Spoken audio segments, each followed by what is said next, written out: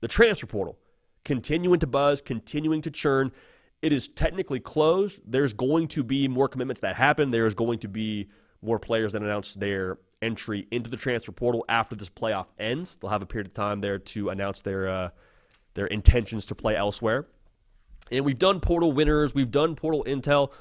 I felt like it'd be appropriate as we sit here right now with a lot of the big names off the board to this point to talk about the portal moves that we believe are going to shape 2025. Let me say that again. These are the portal moves for us that are going to shape the 2025 season as we sit here right now on January 9th. I'm not telling you these are the players that are most highly ranked, though we do have the number one portal player on here. These are the players that I think will have the biggest ripple effect on the 2025 season. So with that preface, let's start with the number one player in the transfer portal. John Mattier, transfer from Washington State to Oklahoma. I legitimately think he could be worth 3 wins in Norman. I think he might be that kind of guy for you with his mobility, with the leadership, with the it factor he brings. And those are all like kind of cliche things, kind of unquantifiable things to speak to. We talk about it factor and edge and vibe and all that. But like honestly, as much as he's a dude for you between the white lines and the way that he's going to, I think, change their offense and the way they're going to run a different offense with his OC moving over from Washington State with him, I just think that he brings a lot of what Oklahoma needs internally. And that's not me telling you that Oklahoma has a culture problem. Far be it from that. But I do think that after you have a year where you go 6-6, the offense is anemic, you're dinged up throughout the course of the year, your offensive line has problems. I think a guy like John Mattier with the swagger he plays with, the edge he plays with, the confidence he plays with, that's infectious. That's contagious. And the Baker Mayfield comp is far overdone with how he plays. But I think from a confidence standpoint, I don't know if he's quite Baker level, but like that matters. And that permeates throughout a locker room, permeates throughout a team, and kind of gives you an extra feeling of like, okay, hey, we got that guy at quarterback. He's confident. I'm confident. Let's roll. So John Mattier, in addition to the massive production he had last year in Washington State that he brings, I think he is a game changer. And he, to me, is the most impactful portal piece of this entire cycle and will shape 2025 based on what he does. Now, for the quarterbacks in Auburn, Alabama, they took 2. Ashton Daniels from Stanford and Jackson Arnold from Oklahoma. I want to hone in on Jackson Arnold because I believe he'll start. I believe he is I believe that's the plan, is for him to come in and start. If Auburn just has decent quarterback play, stick with me here. If Auburn just has decent quarterback play, not prolific, not first team all SEC, just decent. I'm talking you're not turning the ball over a ton. I'm talking you're in the right play. I'm talking you're going the right place with the football. How good could they be? And it's unpopular to say because of how Auburn finished and the optics of them missing the bowl game and all that, but like Auburn was still top 30 in America when it comes to yards per play. Now, yards are just yards, and they don't matter unless you actually touch the paint and get in the end zone. And that was the problem for Auburn. But I'm not so sure, and I've said this a few times, I'm not so sure that I'm out on the Jackson Arnold experience just yet. Like I just mentioned, everything that went wrong in Oklahoma last year. Was Jackson Arnold a part of that? Sure. Does he have some blame? Absolutely. Do I think it's indicative of the kind of player he is? When your offensive line is brand new in a line of scrimmage conference and you have virtually an infirmary every single week when it comes to the skill players out wide that's supposed to be the strength of your team, I don't have any problem with Jackson Arnold, what I saw last year. Bad situation, tough to win there, tough to produce there. He was a 5-star out of high school for a reason, y'all. Just saying. Some weapons now with Eric Singleton also via the portal. Cam Coleman still exists out there. Hugh Freeze, say what you want about the turnovers. Guy's an offensive guru. So to quote Michael Scott from The Office, I was high on Auburn last year, and I am, in fact, ready to get hurt again when it comes to Auburn. So on the flip side of that, just touch on that really quickly.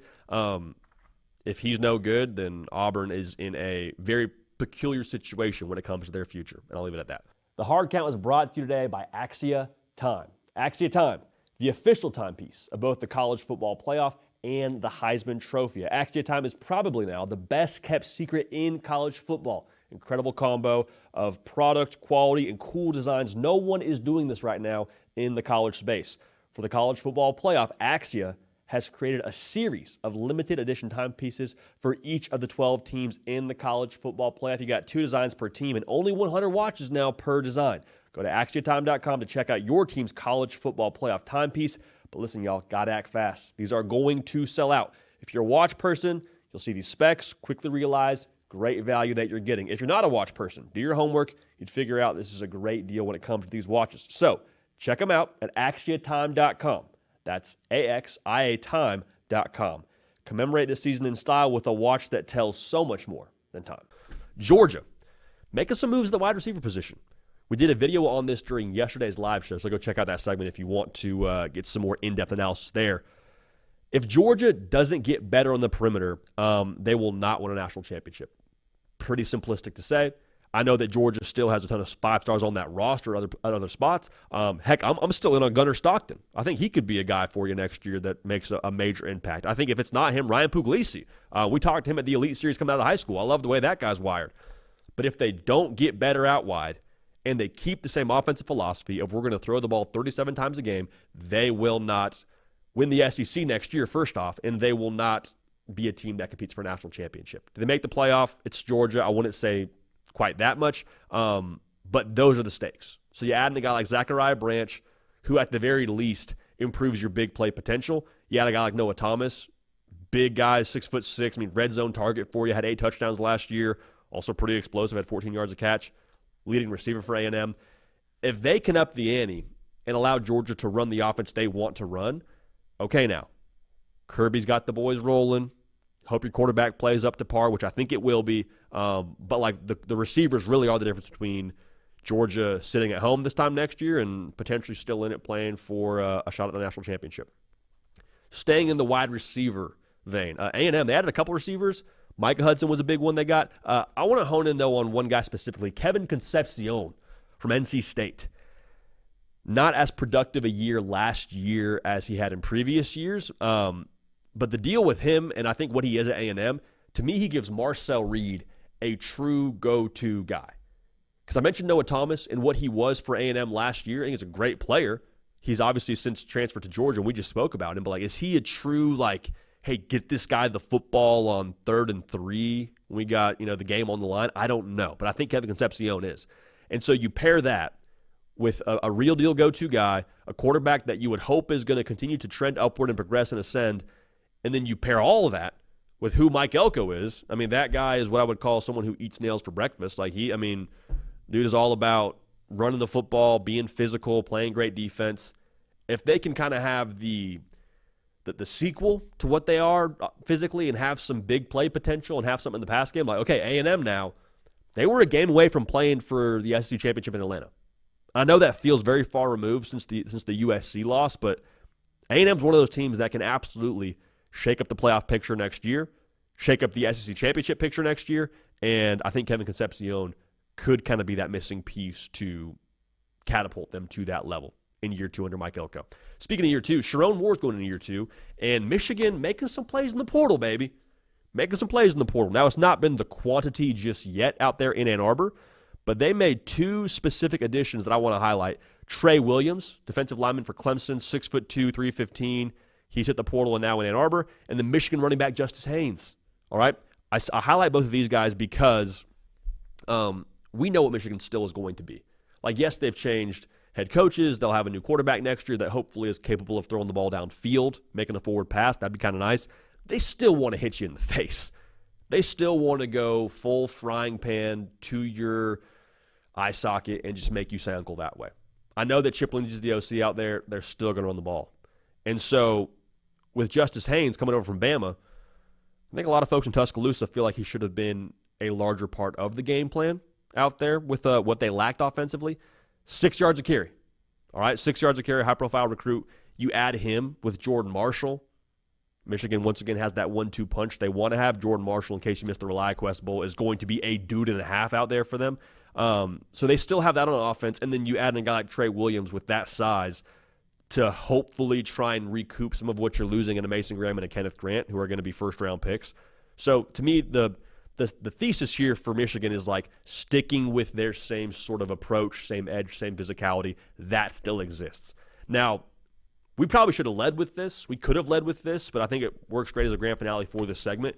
The portal move or moves that will shape 2025, maybe the biggest portal moves that could shape 2025, is Dabo Swinney and Clemson participating at all in the transfer portal.